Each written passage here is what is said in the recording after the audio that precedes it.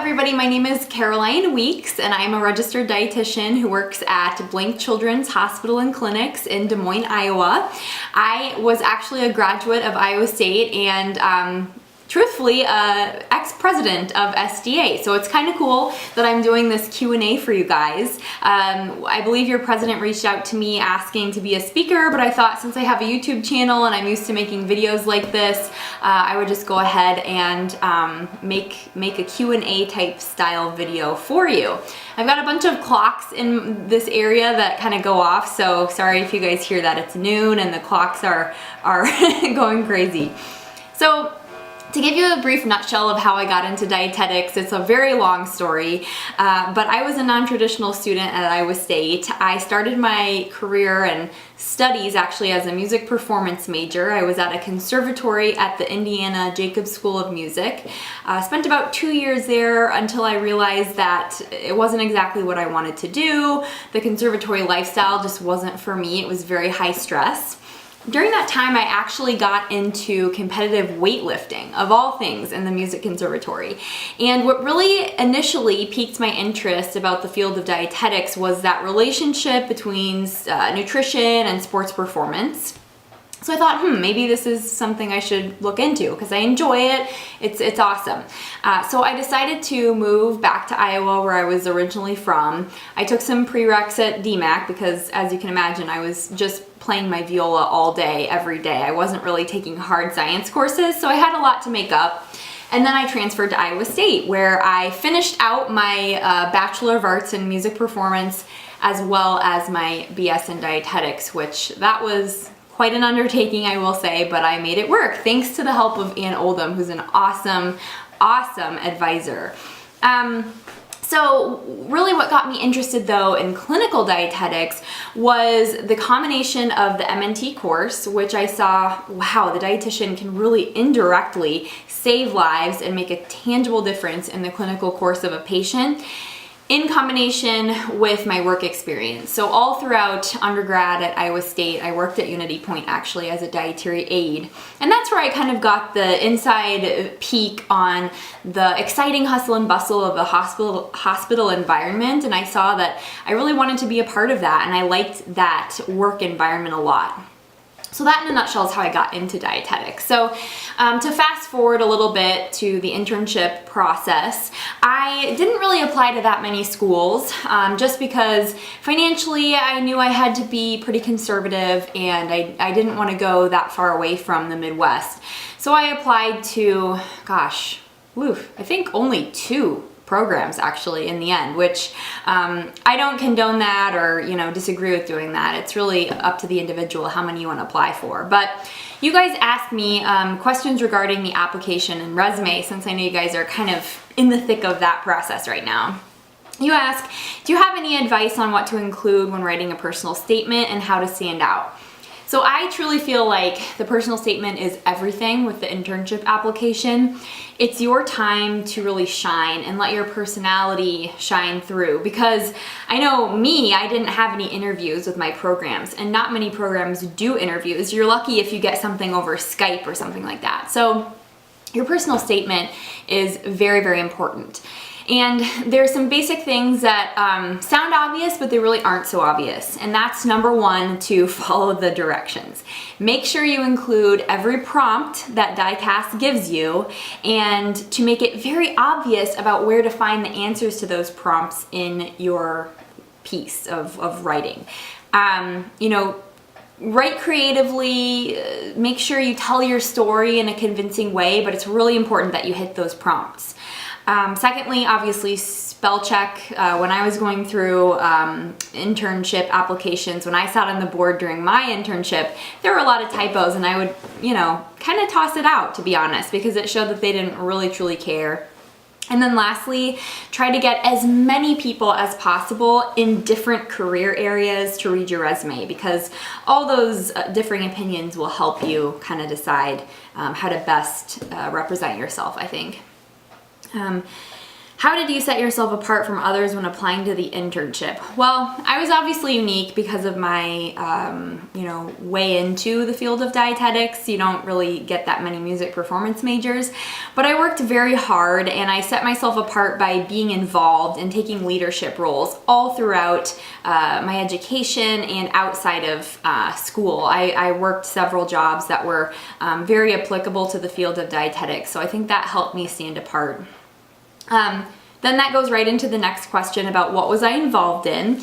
So because I was doing 2 separate degree tracks at once, I had a lot of involvement out of necessity. So I had to lug my viola. I was that girl who had the instrument at every SDA club because I had a chamber orchestra rehearsal right after or right before. I was also involved in Iowa State Orchestra. I did, several chamber ensembles. I was in several quartets with professors throughout. I was a freelance writer during my education, and I worked again as a dietary aide. I was involved in research for a semester, which was kind of a cool thing, and then again I was president of SDA. So I tried to vary my involvement and try to take leadership roles as often as I could.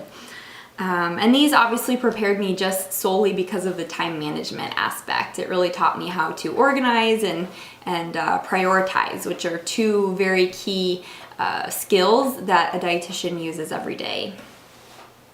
All right, next up, questions regarding education and internships. Okay, how important is an emphasis or concentration in an internship?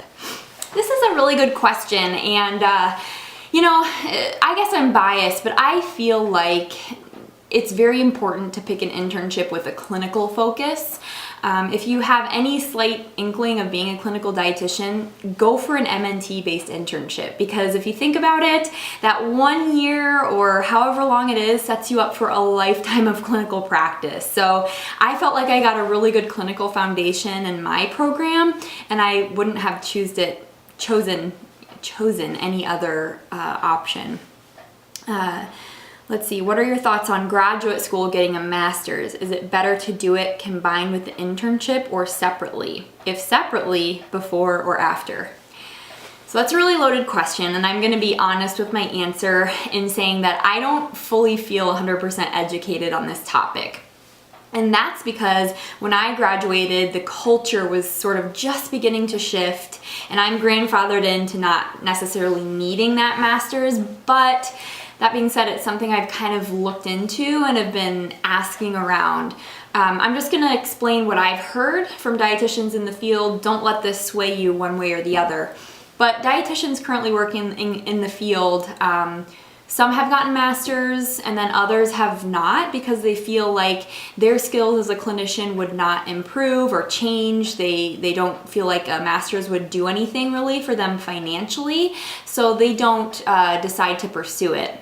That being said, in the future, I'm not sure what job applications will be looking like, or if that master's degree will be a mandatory qualification that you need to apply. I'm really not sure, and it's something I'm thinking about pursuing. For me though, financially, I knew I wanted to work, and I don't have any regrets not pursuing a master's. I feel as though education is very valuable. So, not education, but rather experience in the field is very valuable. So I haven't gone on to pursue that yet, but it's on my radar. That being said, if you have a program you like in other ways and it's a combined coordinated master's program, then by all means go for it and just wait that extra year to become an RD. You're not gonna regret that, waiting that 1 extra year. So that's that. So you ask what I would have done differently during your time at ISU and during the internship. My first gut response is to say nothing. I felt like I worked really hard, and if I were to change anything during college, it probably would have been to stress less and to socialize more, because I didn't really make that much time for socializing and going out with friends. I feel in my internship, I probably would have asked to shadow more physicians and actually tried to learn how they work up a patient and their thought process behind why they order certain tests or labs. So if you have opportunities to shadow like a GI doctor, I would. That's something that would have helped me actually in hindsight. Okay, so next question, you ask if research experience is important, and I think it really is. One of the things I'm actually most proud of this year during my year of experience in the field is that I submitted a paper to a GI journal and actually got it accepted upon revision. So I think more RDs need to be involved in research in your jobs. You can work on QI or quality improvement projects and things. It's all so important to advancing the field. Do you believe your internship fully prepared you for your current position? No, and no internship will. You just have to be open to being a lifelong learner, keep an open mind, be willing to work really hard when you start your first job. What would you recommend students interested in becoming a pediatric dietitian do? So you guys aren't gonna like this answer, but really I ended up in pediatrics completely on a whim and sort of as a fluke, I feel like. And most dietitians end up in pediatrics that way. It's because somebody left a position and then they go into that, or what it may be, because really no internship program offers that much pediatric experience unless you go for a specific pediatric internship, which those exist and you might decide you want to do that. But my advice is, once you get a job that you love, be open to anything, because you can't be too picky when you first start. Be willing to shadow dietitians in peds or cross-train in peds, and then you can show in another job application that you've done that, you've gained that tangible experience, because it's very hard to get peds experience. And I'm still cross-training and shadowing the inpatient dietitian in peds now because I feel like my knowledge wasn't as solid as I would have liked it. So keep an open mind, never stop learning. I'm going to skip the next question and go on to, as a dietitian, how do you navigate working with and educating patients whose cultural practices can be different, and you may believe their diets to be restrictive? Not quite sure how to answer that second part, but it's very important to educate yourself on different cultural practices and beliefs. There are tons of resources out there. If you feel a little shaky on that, then by all means dive into that. I guess I didn't tell you guys where I did my internship. I did mine at the Minneapolis VA Medical Center in Minneapolis, Minnesota, and I worked with soldiers, and to be in any branch of the military, you have to speak English. So I never once in my internship used an interpreter or had to navigate through different languages, which is kind of crazy to me because I do that almost every day in my job now. And different cultures being exposed to that was always second nature to me because I had a lot of diverse friends. I went to an immersion style school growing up, and so I speak French pretty fluently actually, which I use with some of my Moroccan patients now if need be. Navigating that was never a challenge for me, but if you do feel like you need to brush up, then go for it. And you can just do that in fun ways too, by going to ethnic restaurants and opening up to yourself to new cuisine and just being curious. And that really does speak a volume of words, because anytime you can connect with someone else through their culture with even the smallest nugget of knowledge, your rapport just skyrockets and they automatically trust you. So it's very important. Let's see. What credible resources do you use when sharing information related to nutrition? I use the Academy resource a lot. I use any association's guidelines, so like the American Academy of Pediatrics or NASPGHAN or something like that for GI. I also use peer-reviewed journal articles and Cochrane Lit Search and reviews. Those are by far comprehensive and really good resources. You'll never stop researching, by the way. You'll always be looking that up, so pay attention in those classes. Then somebody asked kind of an interesting question about GI complications can be complex and take years to diagnose, and you've spoken to many who suffer from GI distresses. With the physiology aspect aside, looking strictly at food intake and interaction, what would you say are the greatest contributing factors? So if I understand that question correctly, you're asking about, you know, perhaps why the prevalence of GI disorders are around, and really the researchers and scientists, doctors, dietitians don't really know. There are many who postulate that perhaps our food intake of more highly processed foods and artificial ingredients could lead to what we call leaky gut syndrome. That research is not very well backed, where the tight junctions in our GI tract kind of come apart and let you know, things that aren't supposed to come in go through, and that can cause some issues. You know, Crohn's and type 1 diabetes and autoimmune diseases are on the rise, and some believe that could have something to do with the hygiene theory. We wash our hands and use hand sanitizer, and our food is very clean, the system. So, you know, no one really knows why GI disorders are more prevalent now, but it's just important to take every individual as the individual and not try to treat them with a cookie cutter approach. So that's just my best answer for that.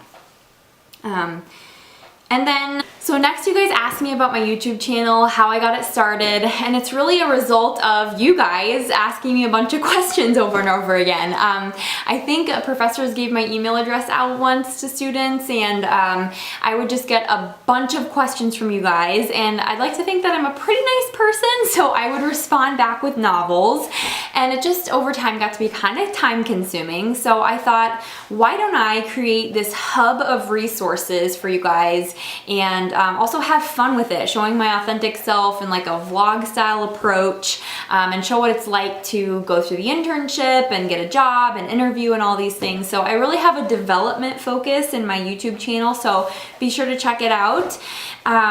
And then you guys also asked how I was involved with KCCI News, and that is because I serve on the marketing board for the Iowa Academy of Nutrition and Dietetics, and one of our duties is to spread evidence-based nutrition information across different news and kind of media outlets.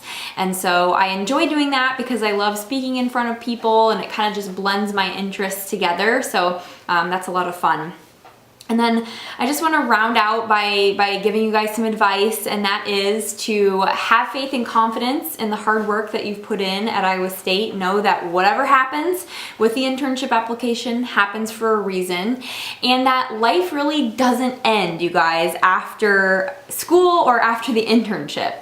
If something doesn't go your way the first time, know that there's never, you know, there are multiple ways to get to where you want to go, and not one way is the way. I've known so many people who have gone back to either PA school or even med school later in their life, and it doesn't even faze them. And so that's just something I really want to stress, is that you should really just accept what happens and try to make the best out of it. Always have a positive outlook, and also just to build you guys up, because the dietetic world is very small. You never know who's going to be your boss, honestly, or who's going to be your colleague. So always be nice to each other, build each other up, encourage one another. You guys really aren't in competition. You guys are meant to just help each other. So that's really my best advice for you guys, and make sure to check out the other videos in my YouTube channel. I think they will really benefit you as you're just getting started with your internship, and kind of set your standards for what you should look forward to. And yeah, just wish you guys the best of luck, and have a great rest of your meeting tonight. Take care, guys. Bye-bye.